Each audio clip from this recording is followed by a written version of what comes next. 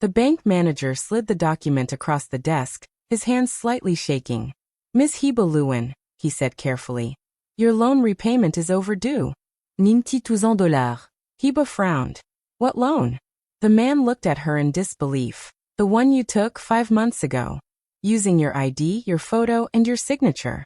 Her heart stopped. She stared at the forged signature, the perfectly copied handwriting, and then the realization hit her like ice. Only one person had access to those documents, her sister Olia. But Olia didn't know one thing. Heba wasn't just a banker. She was a federal financial crimes investigator. And this time, the investigation was personal. Heba and Olia were more than sisters. They were best friends. After their parents passed away, Heba became both sister and parent to Olia. She worked long hours, sometimes juggling 3 jobs just to make sure Olia had a good education, nice clothes, and never missed anything in life. Heba believed love was shown through sacrifice, and she never complained. Everyone in their town respected her for being so hardworking and calm. She worked in a federal financial crimes unit, catching people who forged documents or stole money. Her honesty and intelligence made her admired everywhere she went. Olia, on the other hand, lived in Heba's light. People always compared her to her sister, saying Heba was responsible, mature, and successful. At first, Olia didn't mind. She was proud of Heba. But over time, something inside her changed. She started to feel small, invisible, like her whole identity existed under Heba's name. Every success of Heba's made her own life look dull. Every compliment Heba received felt like a reminder of what Olia hadn't achieved. When Heba would come home late, tired but smiling, Olia would watch her and think, "Why does she get everything? Why can't I have that life too?" Heba often gave her advice and helped her find jobs, but Olia didn't want help anymore. She wanted to be seen as better. She wanted to have money, status, and admiration without struggling the way Heba had. Even though Heba never showed pride or superiority, Olia's envy grew silently. She started hanging out with people who talked about easy money and luxury. While Heba focused on hard work and honesty, Olia dreamed of shortcuts. To the world, they were still the perfect sisters, the hard-working investigator and her cheerful younger sister. But inside, a quiet jealousy was growing. Heba trusted Olia completely, never once imagining that the person she loved most could hurt her one day. Olia smiled, laughed, and acted as if everything was fine, but deep down, she carried a secret resentment. It was like a shadow following her everywhere, one that would soon take control of her choices. Heba had no idea that the same sister she had sacrificed everything for was about to betray her in the most painful way imaginable. That Olia's life started to feel small and empty compared to her sister's. Then she met Caden, a confident, smooth-talking man who called himself an entrepreneur. He had charm, style, and the kind of confidence that made Olia feel important for the first time. He told her she was too beautiful and smart to live in her sister's shadow. Those words made her feel powerful, like maybe she could finally prove she was more than Heba's little sister. One night over dinner, Caden told her about his new idea, a boutique business with imported clothes and accessories. He said it would be easy money, quick fame, and success. Olia loved the idea, but her excitement faded when she realized she had no money to invest. She told him she'd try to save or maybe ask her sister for help. Caden laughed softly and said, "Why ask her when you can just borrow what's already yours?" Olia frowned, not understanding. He leaned closer and said quietly, "You told me your sister's ID and signature are on some of those old joint papers, right? You could use them. Just one. Small loan. She'll never even find out." At first, Olia refused. The thought of doing something illegal scared her. But Caden kept pushing. He told her it wasn't really stealing, just borrowing from family. "You'll pay it back," he promised. "By then your business will be booming, and Heba won't even notice." For days, Olia tried to forget the idea. But the thought of finally being successful, finally being seen, kept eating at her. One night, she opened Heba's old files. Her hands shook as she copied the signature she had watched her sister write 100 times before. When she submitted the documents and saw the approval message, $90,000 credited, she felt both thrill and fear. Caden celebrated like they had won a jackpot. They rented a small store space, bought expensive clothes, took pictures for social media, and showed off the boutique online. People started admiring Olia, calling her a young businesswoman. For the first time, she felt like the one in control. But as weeks passed, sales were slow, bills piled up, and Caden started disappearing more often.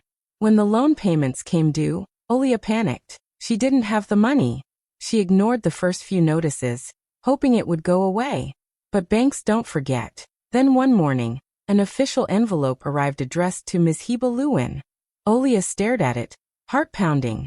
She realized her dream had turned into a disaster, and soon her sister would find out everything. When the first loan notice landed on Heba's desk, she didn't think much of it. Mistakes happened all the time in the banking world. She believed someone had entered the wrong name or account number. She smiled calmly and told her assistant she would look into it later. But as the day went on, something about the letter bothered her. It wasn't a small clerical error.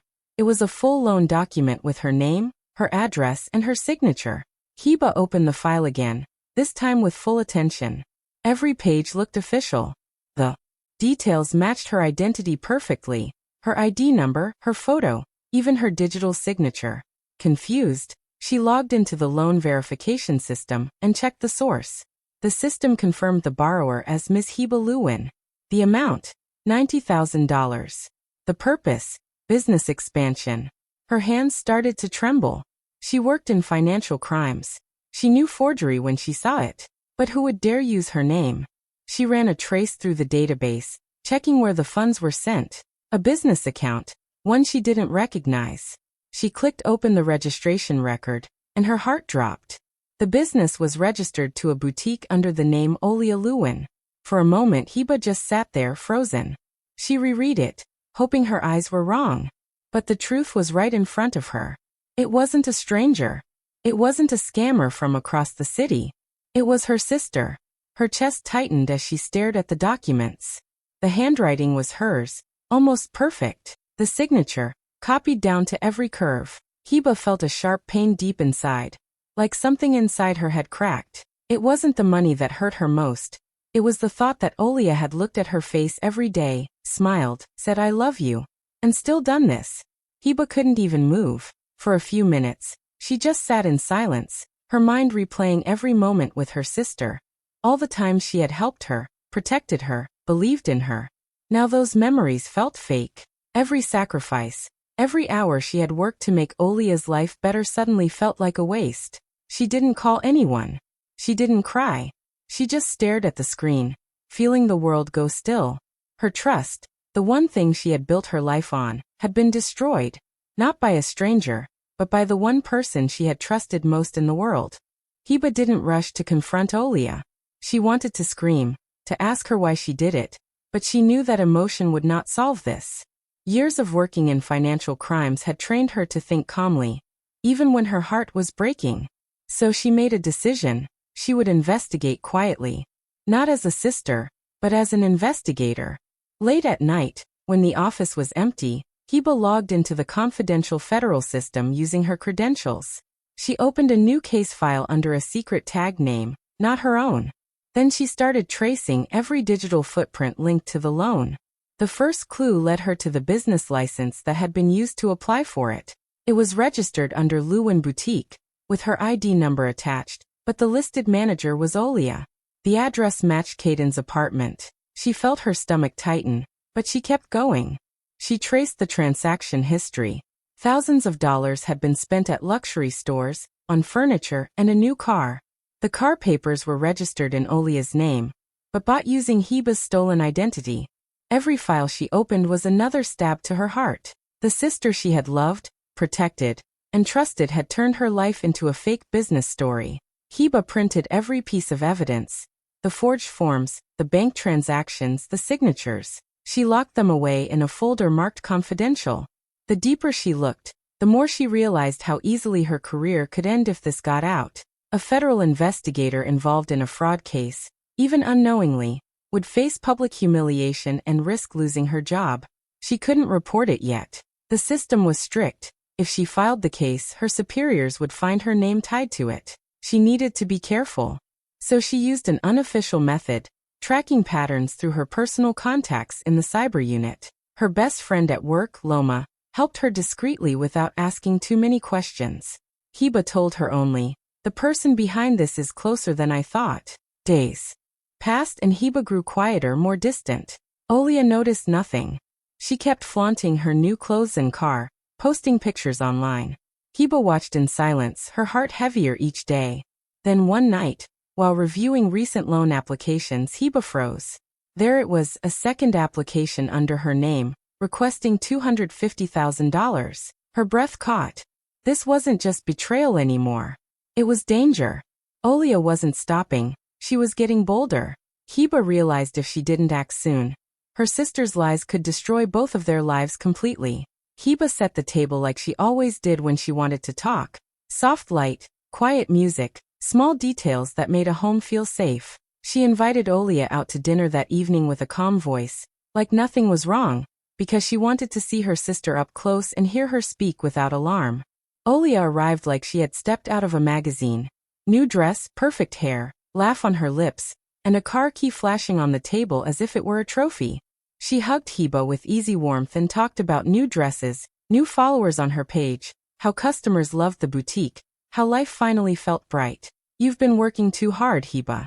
You should slow down and enjoy life," she said between bites, lifting her glass and smiling like the world was hers. Hiba watched everything. She watched the way Olia toyed with the napkin, the slight tremor when she checked her phone, the little pauses before she answered questions about money. Hiba listened to every word with the patience of someone who had trained for years to read people, to see the hidden lines in a story. She did not shout. She did not cry. She kept calm because she needed Olia to speak freely, to reveal what she would not tell under pressure. When Olia told stories about suppliers, shipments, and how Caden had helped here and there, Hiba nodded and asked gentle questions that sounded like sisterly interest but were actually probes. The food sat between them like a thin shield. Olia ate and laughed and told Hiba that success felt so sweet now, that finally people called her a businesswoman. Hiba felt a cold weight in her chest but kept smiling, because the investigator in her loved evidence more than anger. At one point Olia excused herself to the restroom, and she left her phone face down on the chair beside her plate. Hiba's fingers moved slowly and surely.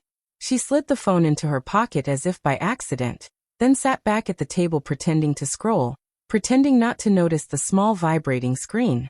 Behind her eyes, Hiba ran plans, not revenge, plans to catch the truth without breaking the fragile pieces of what was left of their family. She turned the phone on record with a quiet thumb, and set it where the light would not catch it. When Olia returned, she was brighter, more careless. She called Caden from the restroom, voice low and urgent, and Hiba heard the words through the thin walls of excuses. "The new loan's almost approved. She won't notice a thing." Caden's laugh came over the line, smooth and cruel, and Olia's whisper sounded like a child hiding candy. Hiba pressed her hand against the table to stop it from shaking. The call ended. Olia sat down, unaware that every secret word had been caught. Hiba felt a strange mix of betrayal and relief. The betrayal for what Olia had done. The relief because now she had proof she could use. She ate the rest of the meal with the same quiet grace, acting like a sister, while inside she began to plan how to turn this private pain into a careful, legal move that would protect her career and force the truth into the open. The next morning, Hiba walked into her office with a calm face, but inside she was filled with pain and determination. She had made her choice. She would handle this like any other case, with facts and proof, not emotions. She opened a new classified file on her secure system and gave it a code name, Operation Sisters Web. It was the only way she could separate her broken heart from her duty. She gathered every piece of information she had collected, the forged documents, bank transactions, phone recordings, and Olia's fake business registration. She carefully arranged them into an official report, just like she had done for countless criminals before. The only difference this time was that the criminal was her own sister. Hiba contacted her closest friend at the agency, Loma, a brilliant analyst who specialized in cybercrime. Loma didn't know the personal story behind the case, and Hiba didn't plan to tell her. She simply said, "The target is closer than you think." Loma trusted her completely and started running background checks on the people connected to the loan. Within hours, they uncovered shocking details. The company listed as Olia's business partner, owned by Caden, wasn't a real business at all. It was a shell company, one of many used to move stolen money and fake identities through hidden accounts. Every transaction had a trail leading to other victims whose personal information had been stolen. Heba realized Caden was part of a bigger fraud ring, and Olia had become a part of it without fully understanding the danger she was in. Heba's heart ached as she read the reports. Each new discovery felt like a wound reopening. She had spent her whole life protecting people from crimes like this, yet her sister had walked right into the web she spent years fighting against. Still, she couldn't allow emotions to cloud her mission. She made sure every clue, every file, every phone record was handled with precision. For weeks, Heba worked in silence, staying late at the office, pretending it was just another case. Colleagues noticed her growing distance, but didn't ask questions. Loma often said, "You're taking this case too personally, Heba." And Heba would just smile faintly, hiding the truth behind her calm eyes. As the operation expanded, Heba discovered more about Caden's network, fake businesses, illegal accounts, and dozens of victims. Yet, the part that hurt the most was seeing Olia's name listed among them, not as a victim, but as a participant. Behind Heba's steady hands was a breaking heart. Every file she opened was a reminder that her sister had built her dreams on lies, and now, it was Heba's duty to bring those lies crashing down.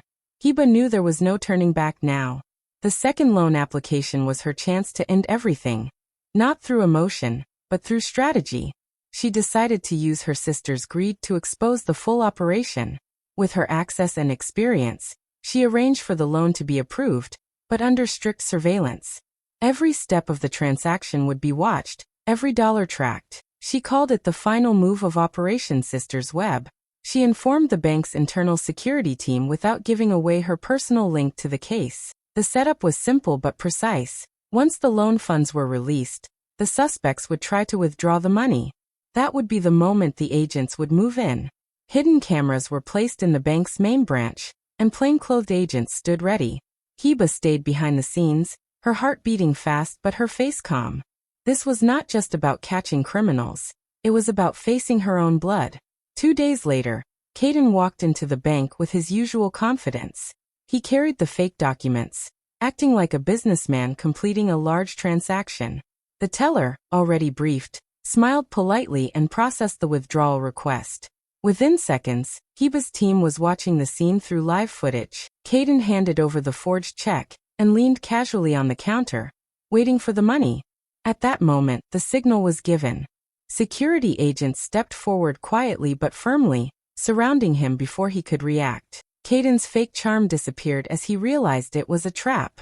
He was arrested on the spot for fraud and identity theft. Outside, Olia was sitting in the car, waiting for him. When she saw agents rushing inside, panic filled her eyes. She stepped out, trembling, unsure of what to do. Then she saw a familiar figure walking toward her, Heba. For a few seconds, the world seemed to stop. Olia's face turned pale. She tried to speak, her voice shaking. "Heba, please, I didn't mean." But Heba's expression stayed calm and cold. "You meant every signature, Olia," she said quietly. Her voice wasn't angry, just full of heartbreak. Olia began to cry, realizing that her lies had finally caught up with her. Heba didn't move closer. She just stood there, looking at the sister she had once protected with everything she had. The agents led Caden away in handcuffs, and Olia was taken next, still begging for forgiveness. Heba turned away slowly, tears in her eyes, knowing that this time, the betrayal had truly ended, and so had their bond. The next morning, the news spread everywhere. Every TV channel, every social media page, every newspaper headline carried the same story. Federal officer exposes $340,000 fraud ring. Reporters praised the bravery and intelligence of the officer, who had uncovered one of the most shocking financial crimes of the year. But no one outside the investigation knew the most painful truth, that the criminal's partner was her own sister, Olia. When the names of those arrested were released, people couldn't believe it. The same sister who used to post pictures of luxury trips and designer clothes was now being led into court in handcuffs. Caden, her partner in the scam, stood beside her with his head bowed. Their confident smiles were gone. The courtroom was silent as the charges were read: fraud, laundering, identity theft. The evidence was undeniable. Hiba sat quietly in the back row during the hearing. She didn't wear her uniform, only a plain black dress. She couldn't look away, even though every word from the judge felt like a knife. She had dreamed of standing beside her sister at graduations, birthdays, weddings, not like this. When the sentence was announced, Olia turned her head slightly, searching for Hiba in the crowd. Their eyes met for just a second. It was enough to say everything words couldn't. Olia was sentenced to several years in prison for financial fraud. Caden received an even longer term for money laundering and identity theft. Reporters tried to get a comment from Hiba as she left the courthouse. Cameras flashed. Microphones followed her every step. One of them asked loudly, "Agent Hiba, did you know your own sister was involved?" She stopped, took a slow breath, and replied softly, "Sometimes love makes us blind, until truth forces our eyes open." Her voice was calm, but inside, her heart was breaking. That quote made national headlines, replayed again and again on TV. People admired her honesty, her strength. But what they didn't see was how hard it was for her to sleep at night. She had done her duty, but she had also lost her sister forever. At home, Hiba sat alone with a cup of tea, staring at the photo of her and Olia from years ago. Two smiling girls with dreams, not secrets. She wiped away a tear and whispered, "I hope one day you'll understand why I did this." The world saw a hero, but only she knew the truth, that justice sometimes comes with the heaviest kind of heartbreak. Months passed quietly after the trial. Hiba threw herself into work, avoiding interviews and social events. She stayed late at the office, buried in reports and cases, but her mind often drifted back to her sister. No matter how strong she tried to be, the silence between them felt heavy. Then one afternoon as she returned home, she found a plain brown envelope in her mailbox. It had no return address, just her name written in shaky handwriting she instantly recognized. It was from Olia. Her hands trembled slightly as she opened it. Inside was a folded piece of paper, stained in places, as if tears had fallen on it. The first line made her chest tighten. "You were always the strong one." The letter was raw and honest. Olia had written that prison had forced her to see the truth, not just about her crimes, but about herself. She admitted she had always been jealous, not because Hiba had more money or success, but because she had discipline, kindness, and respect, things Olia had thrown away chasing quick happiness. The words continued, filled with regret. "I ruined us. I hurt the only person who ever believed in me. I don't expect forgiveness, but I needed you to know I'm sorry." Hiba read the letter again and again, each sentence cutting deeper than the last. She sat by her window as the evening sun faded, holding the paper close. The tears she had held back for months finally came. After hours of quiet, she took out a blank sheet and began to write her reply. Her hand moved slowly, carefully. "You didn't just ruin us, Olia," she wrote. "You ruined yourself, but I still hope you rebuild when you get out." Her message was honest, but not cruel. She didn't promise forgiveness, yet she didn't shut the door completely either. Somewhere deep inside, she still hoped her sister would find redemption. When she sealed the envelope, she felt both empty and relieved. It wasn't closure, not yet, but it was a step toward peace. That night, Hiba sat on her balcony, staring at the stars. For the first time in a long while, she felt a small calm inside her heart. She had faced betrayal, loss, and truth, and still managed to keep her humanity. She didn't forgive, but she didn't harden either. She chose a quiet middle, the space between anger and mercy, and that, in its own way, was strength. A year later, Hiba had transformed her pain into purpose. She launched a national initiative called Fraud to Freedom, a program designed to help victims of identity theft rebuild their lives, careers, and confidence. The project quickly gained attention for its impact and compassion. People admired her not just for her expertise, but for her strength in turning personal tragedy into hope for others. Hiba never mentioned her sister's name publicly, but deep inside, she knew that the entire movement had been inspired by what happened between them. She worked tirelessly, visiting community centers, training volunteers, and speaking at universities. Every story she heard reminded her how fragile trust could be, and how powerful truth was when it was finally faced. During one national seminar, a young woman asked how Hiba managed to stay so calm after being betrayed by someone close. Hiba paused for a moment, her voice steady but gentle as she replied, "Justice isn't revenge. It's the restoration of truth." The audience fell silent, her words sinking deep into their hearts. Later that day, after the seminar ended, Hiba drove to the women's correctional facility where Olia was serving her sentence. She hadn't visited in months. She wasn't sure what she wanted to say, or if she would say anything at all. When she entered the visitors' hall, Olia was already there, sitting behind the glass partition, her hands folded nervously. Olia looked different, quieter, humbler. There was no designer jewelry, no fake confidence, just a woman who had faced her mistakes. Hiba slowly sat down on the other side, picking up the phone between them. But neither of them spoke for a long time. They simply looked at each other. The pain, the history, the memories, all of it passed silently through their eyes. Finally, Hiba noticed the small badge on Olia's prison uniform, Financial Literacy Program Volunteer. She taught other inmates how to budget, save, and recognize fraud. It wasn't freedom, but it was something close to redemption. Hiba felt a quiet warmth in her chest. When the guard signaled that visiting time was over, Hiba didn't say goodbye. She just placed her hand gently against the glass. Olia did the same. No words were needed. They both understood. Forgiveness hadn't come yet, but something softer had begun in its place. As Hiba walked out into the sunlight, she took a deep breath. For the first time in years, she felt light. Justice had been served. Healing had begun. And though forgiveness was still distant, peace, fragile but real, had finally found its way into her heart. That if this story touched your heart, share it. Because somewhere out there, someone is still forgiving in silence, rebuilding after betrayal, and proving that pain can become purpose. Comment justice without hate. If you believe in healing over revenge, share to remind the world. Forgiveness doesn't mean forgetting, it means freeing yourself.